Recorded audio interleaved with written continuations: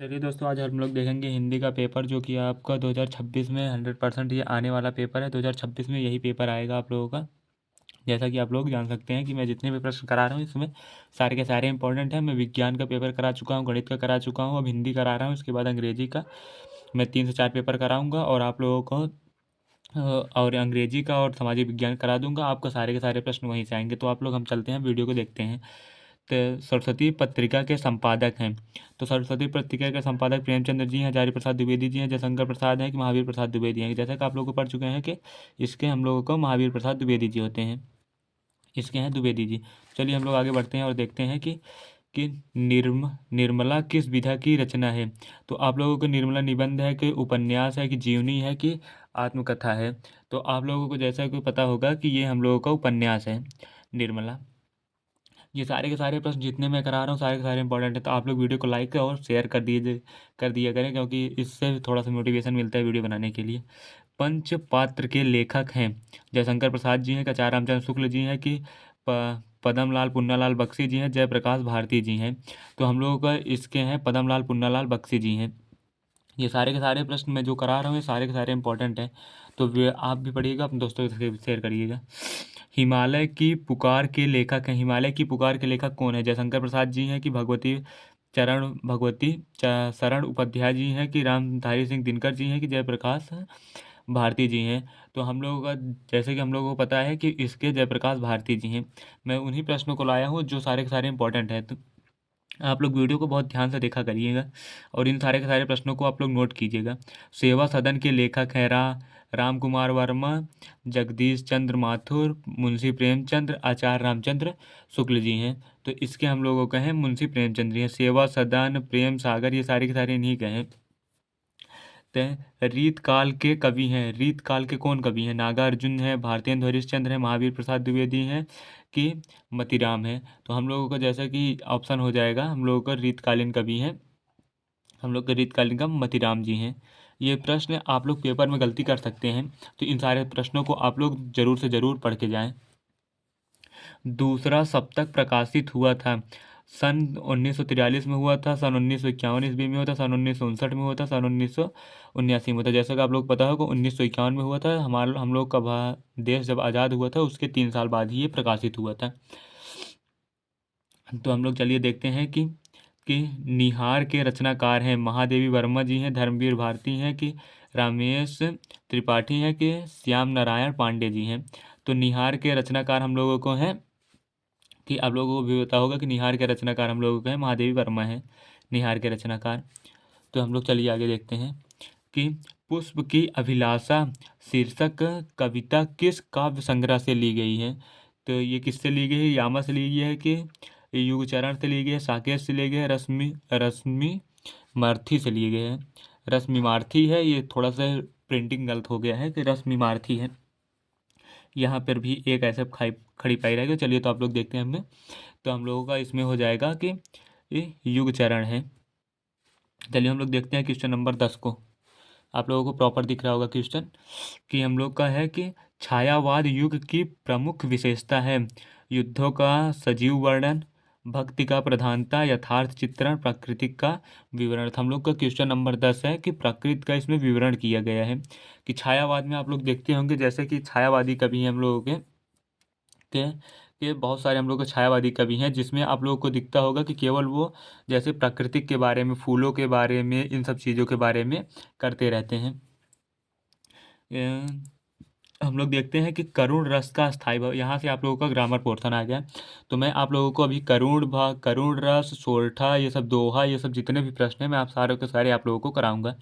तो आप लोग यहाँ तक वीडियो देख रहे हैं तो प्लीज़ वीडियो को लाइक और शेयर जरूर कर दें। चलिए हम लोग देखते हैं और चैनल को सब्सक्राइब करके जरूर रखें। करुण रस की अस्थाई भाव है रति होता है, हास होता है, शोक होता है, निर्दय होता है। जैसे कि आप लोगों को पता है कि इसका शोक होता है। तो हम लोग का जहाँ उपमेय को उपमान पर सीधा आरोपित कर दिया जाता है वहाँ पर कौन सा अलंकार होता है? उपमा अलंकार होता है, रूपक अलंकार, उत्प्रेक्षा अलंकार होता है, अनुप्रास।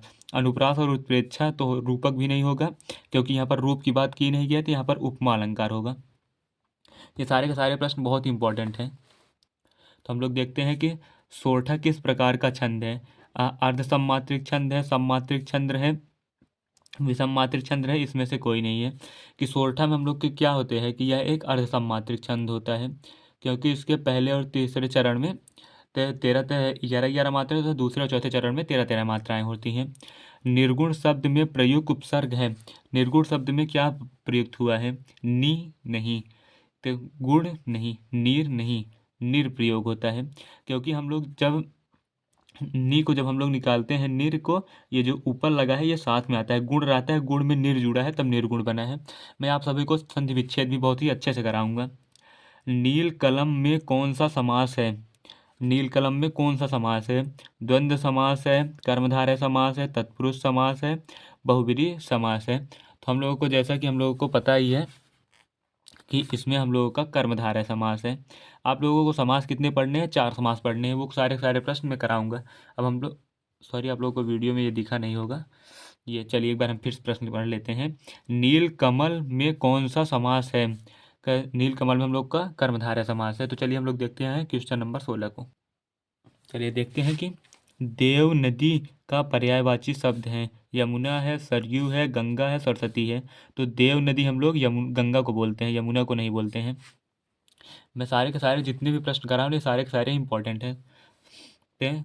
युसम, युष्मा भी इस शब्द में विभक्ति एवं वचन है। तृतीय विभक्त बहुवचन है नहीं, द्वितीय विभक्ति द्विवचन है, कि चतुर्थ विभक्त बहुवचन है, कि षष्ठ विभक्त एक वचन है। तो हम लोग को जैसे इसमें तृतीय विभक्त एक वचन है, जिसमें आप लोगों का ये आधा वाला, जिसमें भी आप लोगों को कोई भी आधा अक्षर मिलता है वो अधिकतर तृतीय में आते हैं। तो आप लोग ये ट्रिक भी याद कर सकते हैं कि जिसमें आधा अक्षर होगा वो तृतीय में आएगा। जैसे जैसे इसमें आधा लिखा है तो ये तृतीय में आएगा। चलिए हम लोग देखते हैं अब आगे। विकारी पद कितने प्रकार के होते हैं? विकारी पद कितने प्रकार के होते हैं? 2 प्रकार के होते हैं, 3 प्रकार के, 8 प्रकार के, 4 प्रकार के। तो हम लोग को जो विकारी पद होते हैं वो हम लोगों को विकारी पद 4 प्रकार के होते हैं। आप लोग इसमें भी गलती कर सकते हैं क्योंकि ये सारे प्रश्न नए हैं, तो मैं इन सारे प्रश्नों को लाया हूँ क्योंकि ये बोर्ड में पूछे जा रहे हैं इस समय। अर्थ के आधार पर वाक्य के कितने भेद होते हैं? 2 होते हैं, कि 8 होते हैं, 4 होते हैं, कि 5 होते हैं? जैसा कि हम लोगों को पता है कि 8 होते हैं। आदर्श से गाया नहीं जाता, इनमें कौन सा वाच्य होगा? कार्तवाच्य होगा, कर्मवाच्य होगा, भाववाच्य हो गया, इनमें से कोई नहीं होगा। तो जैसा कि हम लोगों को भाववाच्य हो गया, कि आदर्श से गाया नहीं जा रहा है, मतलब वो अपने भाव को व्यक्त नहीं कर पा रहा है, इसलिए भाववाच्य होगा। तो चलिए हम लोग आज 20 प्रश्नों को इनके करते हैं। अगली वीडियो में हम आपको इन सारे जो गद्यांश हैं इनका अर्थ बताएंगे और आपको पूरा का पूरा पेपर सॉल्व कराएंगे, क्योंकि इसमें नहीं करा सकते क्योंकि इसमें वीडियो ज़्यादा लंबा हो जाएगा। तो चलिए हम लोग देख लेते हैं, इसमें एक जीवन परिचय को देख लेते हैं जो बहुत इंपॉर्टेंट है आचार्य रामचंद्र शुक्ल का। चलिए हम लोग देखते हैं कि ये 6 नंबर का प्रश्न पूछा जाता है कि नीचे दिए गए लेखकों में से किसी एक लेखक का जीवन परिचय लिखते हुए उनके एक प्रमुख रचना का नाम लिखिए। 3 नंबर का आप लोगों का उनका परिचय लिखने का आता है और 2 नंबर आप लोगों को रचना का आता है, तो आप लोग को टोटल मिलते हैं 5 नंबर। तो हम लोग आचार्य रामचंद्र शुक्ल देख सकते हैं। आप देख सकते हैं 16, 17, 18, 19, 20, 21, 22, 23, 24, 25 और ये 25 तक मैं ये दिखा रहा हूँ कि कितनी बार पूछ चुका है, तो इसलिए बहुत ही इंपॉर्टेंट है, आप लोग इन्हें याद करिएगा। आप लोग को जीवन परिचय कैसे याद करना है कि जैसे आप लोग ये जन्म याद कर लिए कि इनका जन्म कब हुआ था, 1884 ईस्वी में। जन्म स्थान क्या है? आगोन, बस्ती, उत्तर प्रदेश है। पिता का नाम चंद्रबली शुक्ल है। मृत्यु 1941 में होती है। इनकी रचनाएं क्या है? चिंतामणि इनकी रचनाएं हैं, विचार विधि है, रस मीमांसा है, त्रिवेणी है, सूरदास है, हिंदी साहित्य का इतिहास भी इन्हीं का है। तो हम लोग देख लेते हैं थोड़ा सा कि इनको पढ़ना कैसे।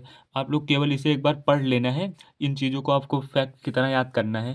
जब आप लोग को ये याद रहेगा तो आप लोग बीच में ये चीज़ डाल देंगे, उसके बाद कुछ भी लिखे रहेंगे बीच में चल जाएगा। देखिए देखिए, मैं लिख के लाया हूँ, मैं बहुत ही छोटे में लिख के लाया हूँ, इतने में ही आपको 4 लाइनें हो जाएंगी। देखिए मैं क्या लिखा हूँ। पंडित रामचंद्र शुक्ल का जन्म बस्ती जिले के आगोम नामक गांव में 1884 ईस्वी में हुआ था। देखिए आगोम आपने याद किया था बस्ती उत्तर प्रदेश में, और जन्म वही डाल दिया है कि आगोम और बस्ती में हुआ था। 4 वर्ष की अवस्था में अपने माता पिता के साथ रठ जिले हमीरपुर चले गए और वहीं उनकी प्रारंभिक शिक्षा हुई।